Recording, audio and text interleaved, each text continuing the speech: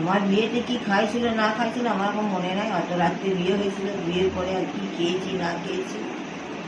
হ্যাঁ, কিন্তু পুরুলিয়াতে বিয়ে ঘরের কথা হলেই সেজে জেঠু বলতো।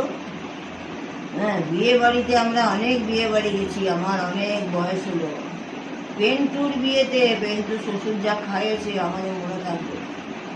হ্যাঁ, ভদ্রলোক 5টা মেয়ের বেলাতে এত খাইয়েছে, না জানি প্রথম বিয়েতে কি করেছে।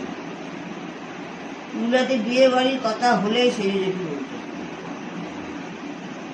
যে পেন্টুর শ্বশুর যা খাইয়েছে এরকম কারোর বিয়েতে খাইনি, আর কত বরযাত্রী হয়েছে।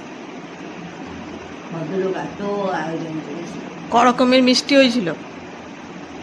মিষ্টি অরেঞ্জ মিষ্টি হয়েছিল, ভাজা মিষ্টি হয়েছিল, রসগোল্লা হয়েছিল, সীতাভোগ, মিহিদানা বর্ধমান থেকে বাবা নিয়েছিল, আর ওরকম 7-8 রকম তো মিষ্টি হয়েছিল। আর সবাইকে মাছের মাথা দিয়েছিল? সবাইকে বড় বড় মাছের মাথা, পুকুরের মাছ। পুকুরের মাছ, বাবার পুকুরের মাছ। টিফিনে তাই ইয়ে করে টিফিন দেওয়া হয়েছিল। সকালেও বাবা বলেছিল আমার শ্বশুরমশাইকে, বিয়াই আপনারা এতটা রাস্তা যাবেন, আমার পুকুরের মাছ, মাছের ঝোল আর ভাত আপনাদেরকে করে দেবো, ভাত খেয়ে যাবে।